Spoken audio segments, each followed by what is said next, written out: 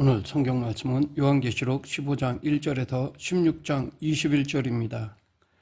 요한계시록의 중심 줄거리와 삽입부 이 두 흐름은 요한계시록 14장과 15장이 만나는 지점에서 합류합니다. 이 두 물머리에서 요한계시록 저자인 사도 요한의 문학적 탁월성이 두드러집니다. 요한은 두 이야기의 만남이 갑작스럽지 않고 자연스럽게 이루어지도록 14장 끄트머리의 연결부에서부터 합류의 물꼬를 터놨고 15장 앞부분에서 그 연결 작업이 완성되어 두물머리를 이루게끔 구성하였습니다. 요한계시록의 두 이야기의 합류는 흔히 도브테일링이라 부른 연결 기법이 사용되었습니다. 도브테일링이란 집을 짓거나 기구를 만들 때 목재들을 연결하는 방법으로서 못이나 접착제를 사용하지 않고 목재로 양쪽에 홈을 파서 서로 튼튼하게 맞물려 놓는 것입니다. 이 방법은 두 편의 글을 서로 연결할 때도 사용됩니다. 예를 들어 두 권의 책을 연작으로 저술할 때 첫 번째 책의 끝부분에서 다음 책을 예고하고 두 번째 책의 앞부분에서 먼저 쓴 글을 회상하는 방식으로 두 책을 연결할 수 있습니다. 신약 성경의 누가복음과 사도행전이 좋은 사례입니다. 누가복음 마지막 장에서 부활하신 예수와 제자들의 만남을 서술한 후 오순절 성령 강림 사건을 예고하면서 마무리를 짓고 사도행전은 1장에서 부활하신 예수와 만남을 다른 방식으로 다시 서술함으로써 두 책의 이야기가 분리되지 않도록 견고하게 연결합니다. 한 책 속에서 장과 장 또는 단락과 단락을 연결할 때도 이와 비슷한 방법을 사용할 수 있습니다. 이런 도브테일링이 요한계시록의 합류 지점에서도 발견됩니다. 요한은 삽입부를 마무리하는 14장 14절부터 20절에서 종말 심판을 예고함으로써 성도의 현재에 집중된 독자들의 관심을 이미 종말의 때로 옮겨 놓았습니다.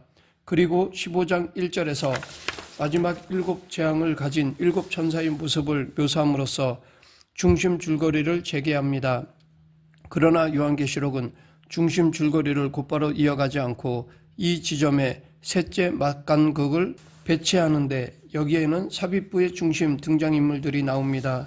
요한계시록의 세 번째이자 마지막 막간극은 최종적으로 구원받은 성도들의 미래를 미리 보여줌으로써 희망과 격려를 전달하는 막간극 본연의 기능을 담당하며 다른 한편으로는 중심 줄거리를 삽입부의 황제 숭배 장면과 연결하는 역할을 합니다.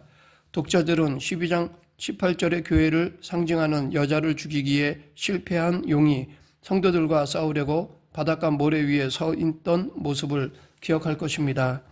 그 싸움의 장은 황제 숭배였으며 짐승은 성도들과 싸워 이길 권세를 받았습니다. 그러나 그것은 표면적인 승부에 불과했습니다. 왜냐하면 성도는 그 싸움에서 짐승에게 짐으로써 이겼기 때문입니다. 15장 2절부터 4절의 막간극 장면은 짐승과 그의 우상과 그 이름이 수를 이기고 벗어난 자들의 모습을 보여줍니다. 이처럼 요한계시록은 중심 줄거리와 삽입부를 든든하게 서로 교차하여 엮습니다. 나아가 삽입부의 등장인물들이 이야기 장면에 포함됨으로써 앞으로 전개되는 내용은 단지 재개된 중심 줄거리에 그치지 않고 두 이야기가 만나서 이루는 더 큰 이야기가 됩니다. 종말 환상 이야기의 중심 줄거리는 요한계시록 15장 1절에 재개됩니다. 또 하늘에 크고 이상한 다른 이적을 보매 7천사가 7재앙을 가졌으니 곧 마지막 재앙이라 하나님의 진노가 이것으로 미치리로다. 1절에서 이제 따라올 7 대접재앙은 마지막 재앙이 될 것이고 세 개의 화로 구성된 하나님의 진노 곧 종말 심판이 그것으로 마무리될 것이라고 말합니다. 그러나 이 말은 좀 이상합니다. 7 대접을 다 쏟은 후에도 종말 심판 제2단계가 남아있는데 어째서 마지막 재앙이라고 할 수 있는가? 그 비밀은 6째 대접에 있습니다. 삽입부가 중심 줄거리에 합류한 후 첫 장면의 무대는 하늘이었습니다. 셋째 막간극에 이어지는 5절부터 6절은 그 하늘이 바로 하늘 어전임을 가르쳐 줍니다. 하늘 증거 장막의 성전이 열리며 7재앙을 가진 7천사가 제사장 복장을 하고 성전으로부터 나옵니다. 네 생물 중 하나가 그 7천사에게 하나님의 진노를 가득 담은 7개의 금대접을 줍니다. 그러자 하나님의 영광과 능력으로 인해 성전에 연기가 가득 차고 7대접 재앙이 끝날 때까지는 아무도 성전에 들어갈 수 없게 됩니다. 처음 네 대접 재앙은 처음 네 나팔처럼 땅, 바다, 강 전체를 향합니다. 첫째 천사가 대접을 땅에 쏟으니 짐승의 표를 받은 사람들, 곧 짐승과 그 우상에게 경배하는 자들에게 악하고 독한 충기가 생깁니다. 둘째 대접은 바다에 쏟아집니다. 그러자 바다가 죽은 사람의 피같이 되어 모든 바다 생물들이 죽습니다. 셋째 대접은 강과 물 근원에 쏟아지고 역시 피가 됩니다. 넷째 대접이 해에 쏟아지자 해가 권세를 받아 불로 사람들을 태웁니다. 여기서 자연은 심판을 받는 대상이 아니라 하나님의 심판의 조력자로 나옵니다. 하나님은 종말에 자연세계를 파괴하시지 않습니다. 하나님은 오히려 그의 창조세계를 회복하십니다. 넷째 대접은 사탄의 세력의 저항이라는 다른 스토리 라인의 구성 요소가 되기도 합니다.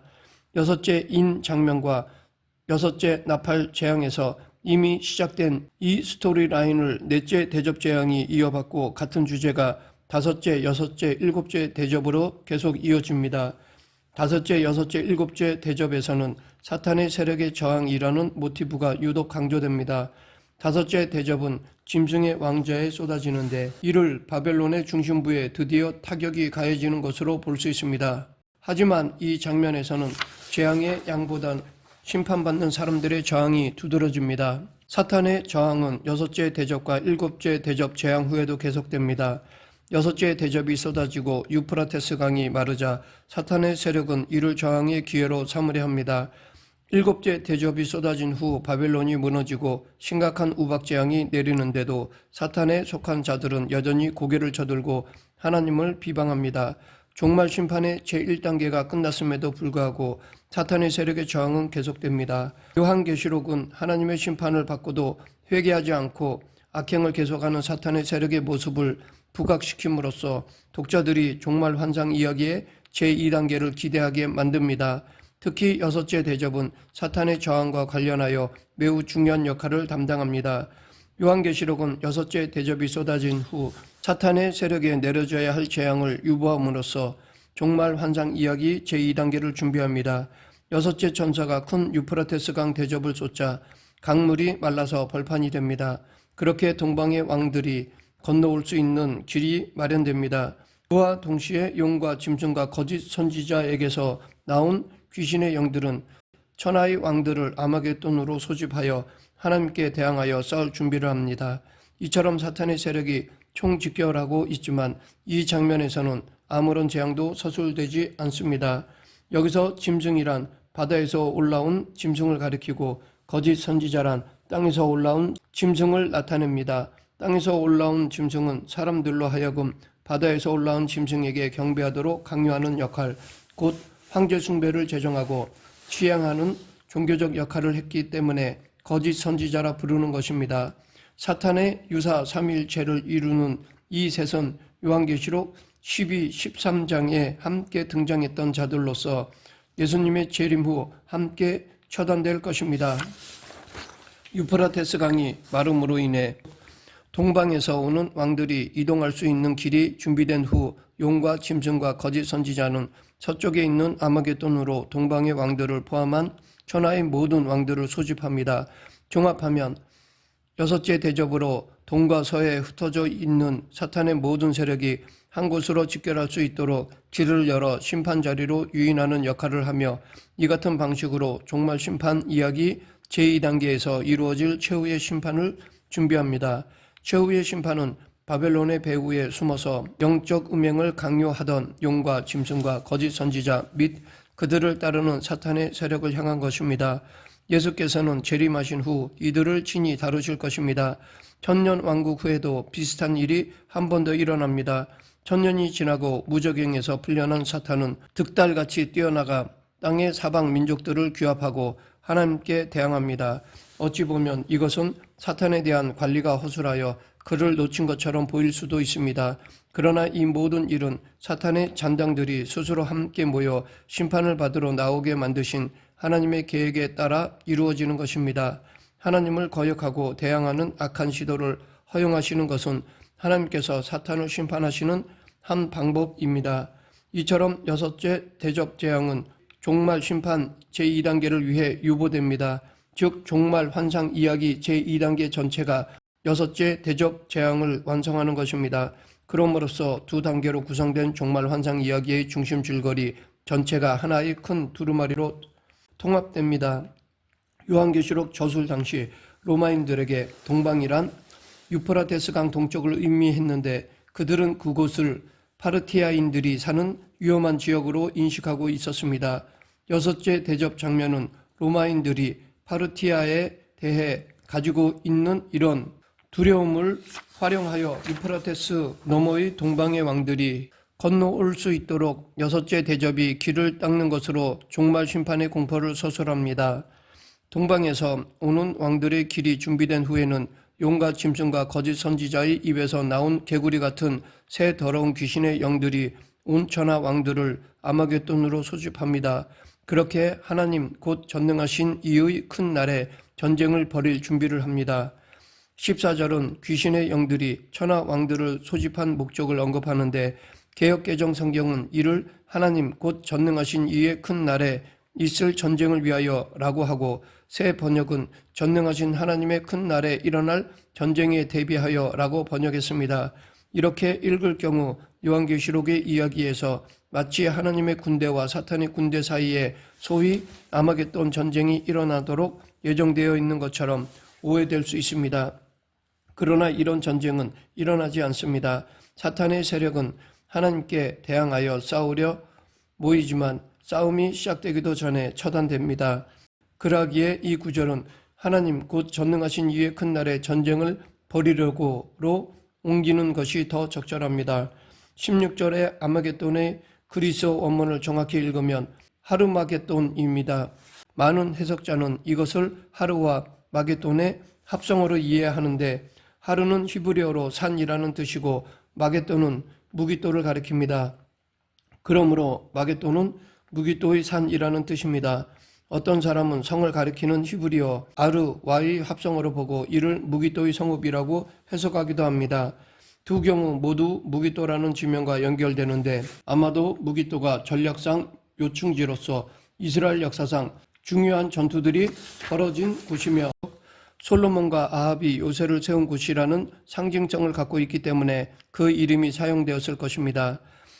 일곱째 천사가 대접을 공중에 쏟자 성전이 있는 하나님의 보좌로부터 되었다라는 음성이 들립니다. 이 종료 선언에는 그리스어 동사 기노마이의 3인칭 단수 완료형이 사용되었습니다. 요한계시록 21장 6절에 나오는 둘째 종료 선언은 같은 동사의 3인칭 복수 완료형입니다. 이 두 종료 선언은 두 개의 열린 하늘 장면과 함께 요한계시록의 종말 환상 이야기를 두 단계로 구성합니다.